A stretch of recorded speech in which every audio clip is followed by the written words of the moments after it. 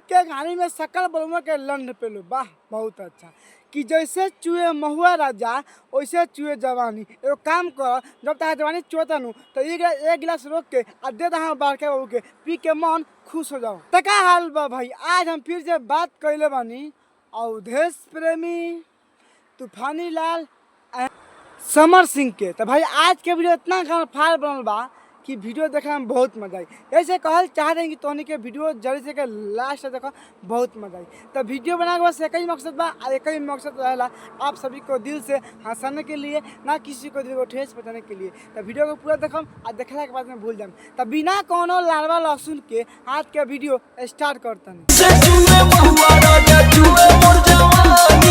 ना पेलस तारा बहनी के गाड़ी में कमांडर पेलो, फिर से कहतिया कि जैसे चुए महुआ वैसे चुए जवानी। ए भौजी हमारे तारा बात सुन के ऐसा लगा तारा भतार के लंड खोले ना करे, तारा भतार को तारा पेलबे ना करेला। मैं तो नहीं बताओ यार जवानी कैसे चू सकता, लेकिन भौजी के जवानी चुअता। तहार बहिन चौदह पलाई करम नु कि हगबू कुम आ मुतबू ज्यादा।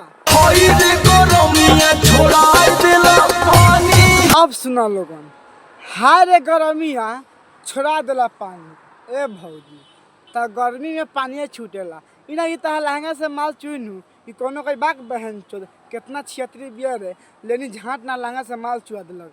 कसम से कहत हूँ भौजी तो बहुत अच्छा बा। आ खुशी के बात देम गर्मी में पानी छोड़ता, कितना कोनो मुत देवली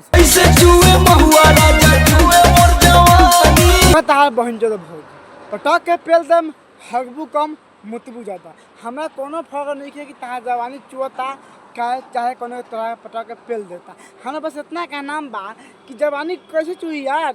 अरे हम मान दे तू बहुते गद्दार बारे, मान तो जब शादी भर के तो जब शादी होके आए रहे तो पता पेले रहे नू, तो फिर तो जवानी चोट कैसे बा। अरे थोड़ा बर्दाश्त कर, कमा के आवता फिर पेली। अच्छा सुना ये रानी तनी सबर कर।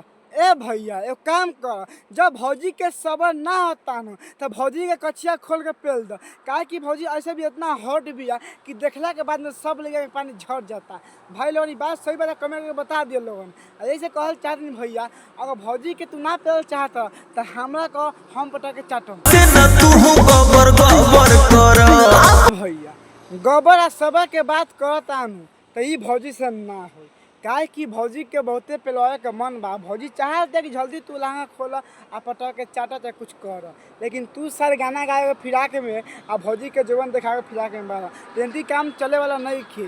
भौजी के मन बा जल्दी पटा के फेल दोसर लगे जाई तो बाद में ना खींचे या कि का कर रहे वाह रे भौजी भंसरी वाली। वाह बहुत अच्छा कि अपन हीटर जल्दी सटाई राजा जी। देखा तारा कहत मन भैया कि भौजी के पेलवा के बहुते मन जल्दी पटा के पेला तो भौजी भाग जाई। अब खुद कहतिया कि जल्दी से हीटर सटाई राजा जी। तहार बहिन चोदो राण चटबू देखा तारा लागत जार अब गरमाई राजा जी। अब तो नहीं बोला हमें वो का करी यार, कितना पटा के पहले कितना का से का करी। मान बताइए एक बात का कहल चाहता नहीं गुड्डू ब्लॉग्स भैया पिछला वीडियो में कहल कि हम शादी कर सच में आ जाके आज वाला वीडियो देखनी है सन तो लास्ट में जाके क्या कहता हम कि एक पलंग रख ई देखा ई बात झूठ रहा ई कौन बात भल। हमने बहन जो आस लगा के बैठल बन कि हाँ गुड्डू ब्लॉग भैया शादी कर ली आ तू कहता रहा कि एक पलंग रख तका ना गुड्डू भैया इतना पेलम नू हगवा कम मुतबा ज्यादा अब पटा के ना पेल दे तारा बहनी के गाड़ी में बारके बाबू के लंड पेलो। सुन तारा कि दोनों बेलवा में तेलवा लगाई राजा जी। क्या बात है भौजी भैया के इतना ऑफर मिल रहा है, लेकिन भैया भंसी वाला को पेलने का मन नहीं कर रहा है। एक काम करो भौजी, अगर तुम्हारा भतार नहीं लगा रहा है ना बेल में तेल तो मेरे को बुला लो, मैं लगाऊंगा। तार बहन चलो दोनों बेल में तेल लगाओ, चाहे अपना गाड़ी में लगाओ, चाहे अपना अगला इंजन में लगाओ, वो sama कोनो दिक्कत नहीं है। लेकिन इतना सेक्सी वीडियो बनाओ तरुण ई तहार वीडियो देखला के बाद में बहन चोर नीचे से पानी छोड़ते बा, लेकिन मन करता अंगुरिया ले खेपा तहार बहन चोर बेल में तेल लगाई। हाँ ऐसे अच्छा उड़न बाज ना बुझ हमके चिड़िया रे। काहे भौजी, जब तू आके देबू हमारे के कहबू कौन से ना कहला तो हम कहबे करम, काहे ना कहम। तो के ले ले भाई तार बहन जो का चाहता हूँ कि हम। अच्छा आगे बोलो। छौरी के फेरा में रही ना। वाह रे तार बहन चोदो, वाह बहुत अच्छा कि कोनो छौरी के फेरा में रहिए ना। अभी तू कहत है कि हम उड़न बात चिड़िया नहीं खी, अब कहते कोनो नहीं जो ठू कोनो के छौरी के फेरा में रहिए ना। ये तार बहन तू का चाहता है कि कोनो के पटाई ना खाली मुठ मार के जिया नहीं ना ना ना ऐसा ना कर देम। हाँ अगर तू देवे तो बोल। हमें ली है तो केहू से कही है ना। वाह रे तार बहन चोदो, वाह बहुत अच्छा। इतना अफवाह देता रू, सुनो ना करे जा। हम तहार कसम कहता नहीं, अपन कसम कहता नहीं, बस तो हमके एक है पता, लेकिन हम कौन से ना कम। हाँ प्लीज दो दो, काहे कि बहन चो तू ना रहे हो तो का बताए, मुठ मार मार मार मार मार मार के जियान हो गल बानी। लेकिन अब तू आगल बढ़े को मुठ ना मारो आ सखी सहेली कौन से ना कम सारवा से, लेकिन हमारे तू दो। कोनो छौरी के फेरा में रही है ना। देख ले ऐसे कर जाए बहन तू रंडी बड़ा तू। हम कितना में कही रही कोनो छौरी लड़का लाला लहसुन के फेरा में ना रह आना कोनो तो कुछ कहम आना कोनो कहे दे हम आना तो कभी शिकायत हुई तोर कसम।